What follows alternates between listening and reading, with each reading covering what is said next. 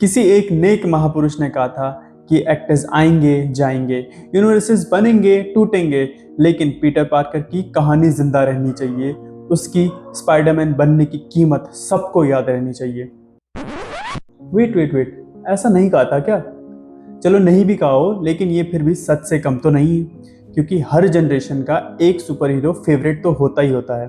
फिर चाहे किसी के लिए वो नोलन का बैटमैन हो सकता है, किसी के लिए वो स्नाइडर का सुपरमैन हो सकता है, किसी के लिए वो आरडीजे का आयरन मैन भी हो सकता है, या फिर वो किसी के लिए ह्यू जैकमैन का वोल्वरिन भी हो सकता है। लेकिन एक सुपर हीरो ऐसा है जो किसी का ना होके भी सबका है। जब बात सुपर हीरो फटीक की हो रही हो और लोग ये तक कह दें कि ऑडियंस मास्क और केप पहनने वालों से बोर हो चुकी है, लेकिन फिर जब स्क्रीन पर एक लाल नीला मकड़ी के जाले फेंकने वाला दिख जाता है ना, तो लोगों का पागलपन अलग लेवल पे चला जाता है। चाहे 2002 हो, 2012 हो या 2021 हो, स्पाइडरमैन कभी इररिलेवेंट नहीं हुआ, उसका कभी फटीग नहीं आया।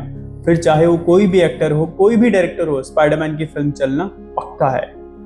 लेकिन ऐसा है क्या पीटर पार्कर में जो इसको सिर्फ एक सुपर हीरो नहीं बल्कि एक कल्चरल कांस्टेंट बना देता है? सबसे पहली बात तो ये कि स्पाइडरमैन कभी किसी एक्टर या फिर डायरेक्टर से डिफाइन नहीं होता है, ये इसके कैरेक्टर के स्ट्रगल से डिफाइन होता है। हर जनरेशन ने स्पाइडरमैन को अलग अलग चेहरे के साथ देखा है, लेकिन इसकी कहानी हमेशा से सेम ही रही है।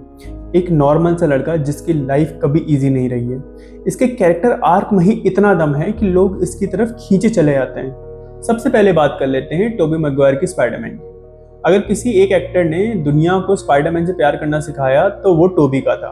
उसका पीटर कूल नहीं था, वो ऑकवर्ड था, फाइनेंशियली स्ट्रगल कर रहा था, कॉलेज संभल नहीं रही थी, जॉब टिकती नहीं थी, रिलेशनशिप टूट रही थी और हर दिन लाइफ उसे एक नया थप्पड़ मार देती थी, लेकिन वो हर बार उठता था।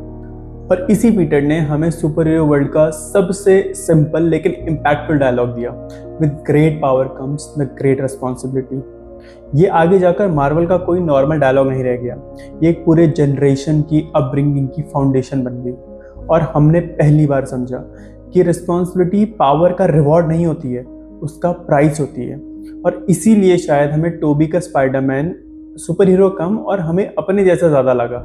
और फिर आया एंड्रू गारफील्ड का वर्जन। अगर टोबी का वर्जन रिस्पॉन्सिबिलिटी था तो एंड्रू का वर्जन गिल्ट था। उसका स्पाइडरमैन एनर्जेटिक था, कॉन्फिडेंट था, कूल था, फनी था, लेकिन अंदर से कंप्लीटली शैटर्ड।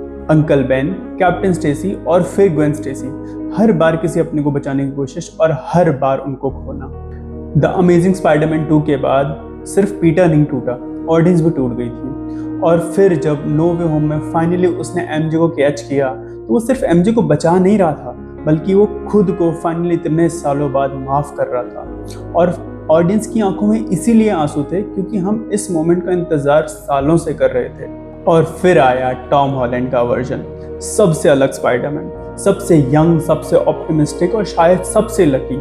उसके पास टोनी स्टार्क था, उसकी टेक्नोलॉजी थी, एवेंजर्स थे, दोस्त थे, रिसोर्सेस थे, लेकिन उसको भी स्पाइडरमैन होने की कीमत तो चुकानी ही थी। लाइफ ने उससे एक एक करके सब छीन लिया। टोनी गया, आंट में गई, आइडेंटिटी ही चली गई।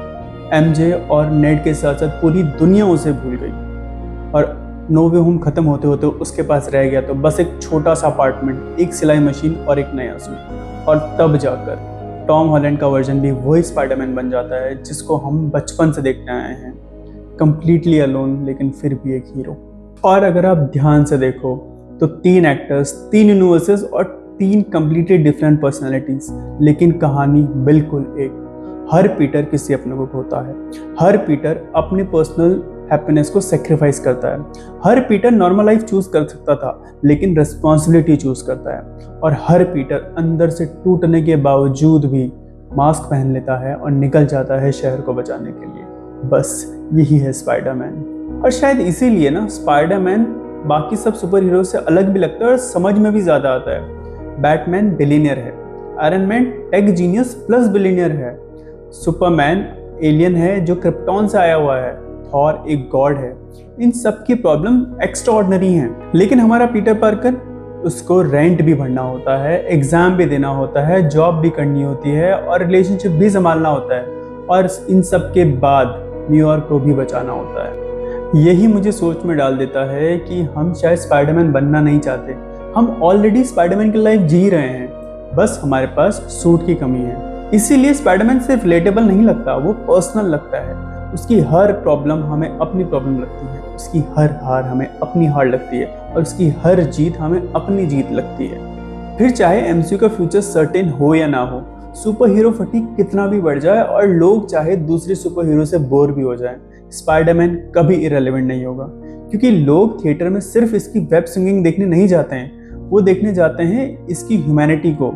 वो देखने जाते हैं कि एक आम लड़का कितनी बार टूटने के बाद भी अपनी वेलबींग को छोड़कर ह्यूमैनिटी को प्रोटेक्ट करना चूज करता है।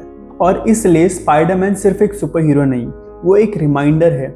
एक रिमाइंडर कि एक्स्ट्रा ऑर्डिनरी होना जरूरी नहीं है, एक्स्ट्रा ऑर्डिनरी डिसीजन लेना जरूरी होता है। हीरो वो नहीं होता है जो कभी गिरता नहीं, हीरो वो होता है जो हर बार गिरकर खड़ा होता है और फिर अपना मास्क पहन के दुनिया बचाने निकल पड़ता है। और इसीलिए यूनिवर्सेस रिबूट हो सकते हैं, एक्टर्स बदल सकते हैं, एमसीयू कोलैप्स हो सकता है, लेकिन स्पाइडरमैन कभी पुराना नहीं हो सकता। क्योंकि स्पाइडरमैन सिर्फ एक कैरेक्टर नहीं है, वो हर जनरेशन की होप है। और शायद इसीलिए स्पाइडरमैन सिर्फ एक कॉमिक बुक का सुपर हीरो नहीं, बल्कि एक कल्चरल कॉन्स्टेंट है।